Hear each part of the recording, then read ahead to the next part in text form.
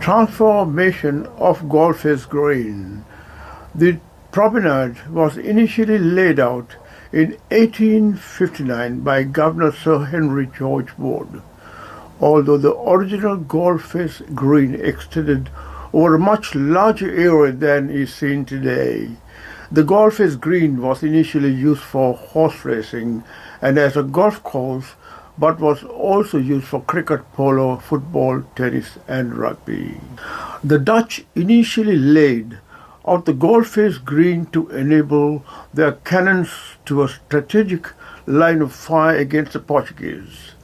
One version of how the name Golfers is derived is that it is from the original Dutch name for the fortifications, in that the gateway which gave access to Colombo Fort was called the Galle Gate, as it faced southwards to Galle, and Fars means front, so it means in front of the fortification that encountered towards Galle. Another version is a corruption of the original name for the area's rocky shoreline, Gull Gull being the Sinhalese for rock, and that Galle Gate meant Rock Gate. The Golfers Green is the most significant space in Colombo. Over the years, the promenade has been used by the Colombo residents and visitors to the city as a place of recreation, where people are free to walk, meet, have chit-chats, and so on. The families get together and allow the children to play without any supervisions by the parents. This is a popular destination for children, vendors, teenagers, lovers, kite flyers, merrymakers, and all those who want to indulge in their favorite pastimes next to the sea under the open sky. On Saturday and Sunday evenings, the land is busy with day trippers, picnickers, and food vendors selling cooked crabs, prawns, and slices of mango with pepper and salt. The first national independence from the British was celebrated on this ground with a display of fireworks never seen after. That falls on February 4th annually. Vikram Shah from the Society magazine states, I pour some ginger beer into the glass and add 2 cubes of ice. I take a sip and taste my idea of Sri Lanka. Vikram says on Colombo's Golfers Green, there is no mediator between sea and soul. Every evening the mixed-up people of this mixed-up land come to this great democratic space, each one to laugh or love, or to wheel, or to deal, or to cry, or to contemplate, but all to watch the quiet spectacle of yet another Colombo sunset. Here is the Lanka for Sri Lankans. On the grassy expanse, women in floral printed shirts keep an eye on kite-chasing children.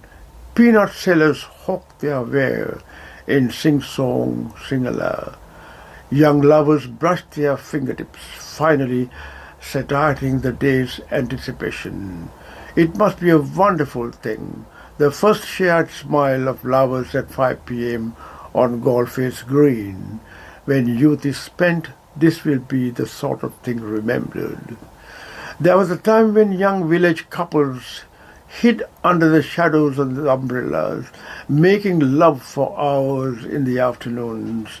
The sunset on the western horizon is most romantic and matches the lovers making love.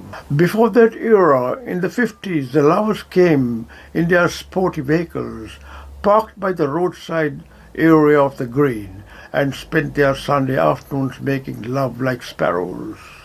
The couples were keen to see who were in the neighboring cars for gossip to take home. Then they all end up at the back garden of the Fountain Cafe to enjoy their unique ice cream Knickerbocker glory served at your car. Most others end up at the Lion House in Bamba for a hopper feed.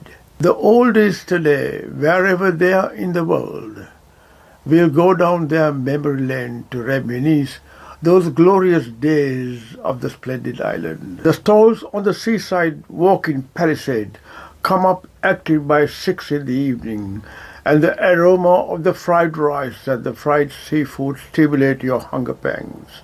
You dwell on these unhealthy street foods before departing for another active day. All these built-up traditions have been replaced by the occupation of the golf-face green by protesters who call themselves the Aragalayers. Gone are the days when the residents in Colombo could have a breath of fresh air and endeavor an experience. The Aragalayers have fixed permanent camps, kitchen places to cook, toilets and bathing spots spoiling the site's sanctity. Now where can the Colombo peace-loving residents have a breath of fresh air and do their walks for health reasons anymore? Should not the GMOA and other health organizations protest about this scenario for the health and well-being of the people?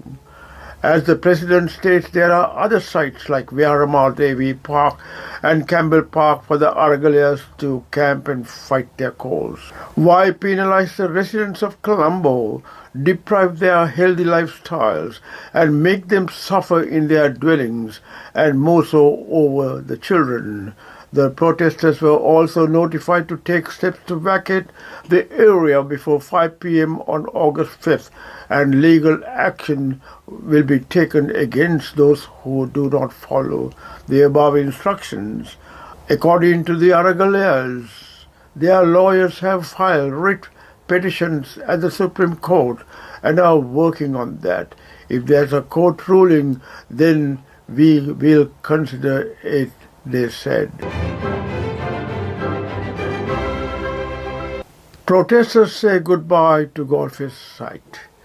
As reported in Newswave, according to the court decision taken by the Sri Lankan police to evacuate the activists who were camped at the golf-face site, many of the activists who were staying in that area were seen leaving by this evening. According to this, the police had previously told the protesters staying at the golf-face protest site to leave by 5 p.m. yesterday. During the visit by the Newswave, saw how the activists who had camped at that site for more than 3 months gradually left by this notice. Here, most of the fighters were the people who were still there the day the struggle started last April. Some even left their jobs and joined the struggle ground, and it is extraordinary that they stayed on the site throughout their time. It was very emotional for these people to leave the struggle ground today. Most people said goodbye to their friends with tears in their eyes. Many were seen kissing and embracing the people they met in the struggle area. It was very emotional to see the people standing at the protest site looking at the crops they had planted there with a sigh, and how they sadly touched the fruit that had grown there and said goodbye. The cloud-laden golf-face area did not get the usual golden sunset today, and it created a weather condition that matched the misery of the land. We stayed there until the sun set, the reporters said, and only the signs could be seen at the end. Accordingly, even if the strugglers leave, the particular turn that the golf-face site made in the history of this country will always be remembered.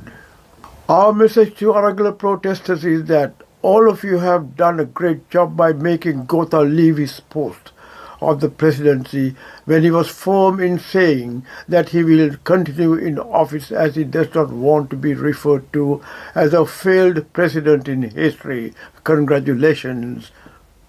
We feel that Ranil is in good form to bring the country to its pristine glory within a year with his reforms and planning. Give him that opportunity. Hope this video presentation was useful. Stay safe and goodbye for now.